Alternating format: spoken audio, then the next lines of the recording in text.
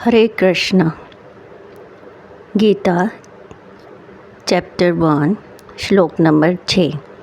युधामन्योश्च विक्रांत उत्मोजाश्च वीर्यवान् सौभद्रो द्रौपदेयाश्च सर्व एव महारथाः युद्धामन्योश्च विक्रांत उत्मोजाश्च वीर्यवान् सौभद्रो द्रौपदेयाश्च सर्व एव महारथाः। युधामन्युः च तथा विक्रांत पराक्रमी उत्मोजा च त वीर्यवान अत्यंत शक्तिशाली सौभद्र सुभद्रा का पुत्र द्रौपदी के पुत्र च तथा सर्वे सभी एव निश्चय ही महारथी पराक्रमी युधामन्यु अत्यंत शक्तिशाली उत्मोजा सुभद्रा का पुत्र तथा द्रौपदी के पुत्र ये सभी महारथी हैं।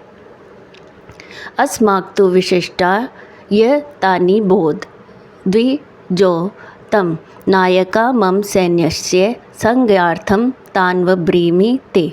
अस्माकं तु विशिष्टा ये तानि बोध द्विजोत्तमं नायका मम सैन्यस्य संज्ञार्थं तान्वब्रीमि ते।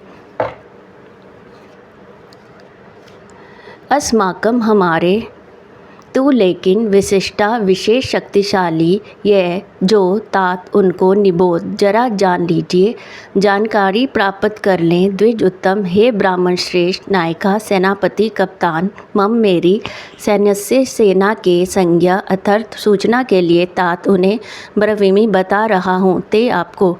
किंतु हे ब्राह्मण श्रेष्ठ आपकी सूचना के लिए मैं अपनी सेना के उस नायकों के विषय में बताना चाहूँगा जो मेरी सेना को संचालित करने में विशेष रूप से निपुण है। भावना भीष्मश्च कर्णश्च कृपश्च स्मृतिञ्जयः अश्वत्थामा विकर्णश्च सौमदत्तिस्तथैव च। भगवान आप भीष्म पितामह च भी कर्ण च और कृपाचार्य च तथा समितिजः सदा संग्राम विजयी अश्वत्थामा विकर्ण च तथा सोमदत्त का पुत्र तथा भी एवं निश्चय ही च भी मेरी सेना में स्वयं आप भीष्म कर्ण कृपाचार्य अश्वत्थामा विकर्ण तथा सोमदत्त का पुत्र भूरिश्रवा आदि है जो युद्ध में सदैव विजयी रहे हैं।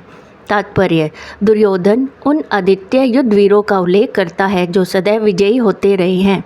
विकीर्ण दुर्योधन का भाई है, अश्वत्थामा द्रोणाचार्य का पुत्र है और सोमदत्ती या भूरिश्रवा बालिकों के राजा के पुत्र है। कर्ण अर्जुन का आधा भाई है क्योंकि वह कुंती के गर्भ से राजा पांडु के साथ विवाहित होने के पूर्व उत्पन्न हुआ था। कृपाचार्य की जुड़वा बहन द्रोणाचार्य को ब्याही थी। अन्य च बहवः शूरा मदर्थे त्यक्तजीविताः नानाशस्त्रप्रहरणाः सर्वे युद्धविशारदाः।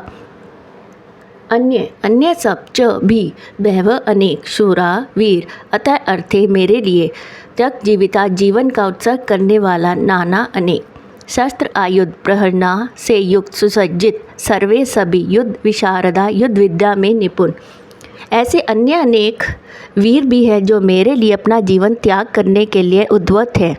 वे विविध प्रकार के हथियारों से सुसज्जित हैं और युद्ध विद्या में निपुण हैं। जहाँ तक अन्यों का यथा जयद्रथ कृतवर्मा तथा शल्य का संबंध है, वे सब दुर्योधन के लिए अपने प्राणों की आहुति देने के लिए तैयार रहते थे। दूसरे शब्दों में यह पूर्व निश्चित है कि वह अब पापी दुर्योधन के दल में सम्मिलित होने के कारण कुरुक्षेत्र के युद्ध में मारे जाएंगे। निसंदेह अपने मित्रों की संयुक्त शक्ति के कारण दुर्योधन अपनी विजय के प्रति आश्वस्त था।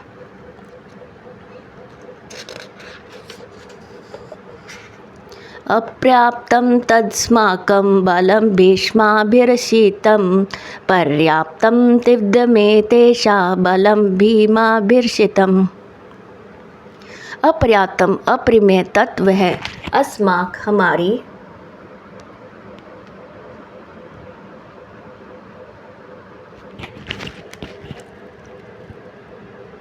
बलम शक्ति भीष्म पितामह द्वारा अभ्रक्षितम भली भांति संरक्षित व्यापर्याप्तम सीमित तु, लेकिन इदम यह सब एतेषां पांडवों की बलम शक्ति भीम द्वारा अभिरक्षितम भली भांति सुरक्षित, हमारी शक्ति अप्रिमेय है और हम सब पितामह द्वारा भली भांति संरक्षित हैं, जबकि पांडवों की शक्ति भीम द्वारा भली भांति संरक्षित होकर भी सीमित है। तात्पर्य, यहाँ पर दुर्योधन ने तुलनात्मक शक्ति का अनुमान पर प्रस्तुत किया है।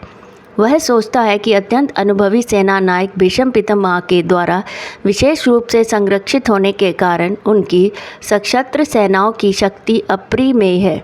दूसरी ओर पांडवों की सेनाएं सीमित है, क्योंकि उनकी सुरक्षा एक कम अनुभवी नायक भीम द्वारा की जा रही है, जो भीष्म की तुलना में नगण्य है।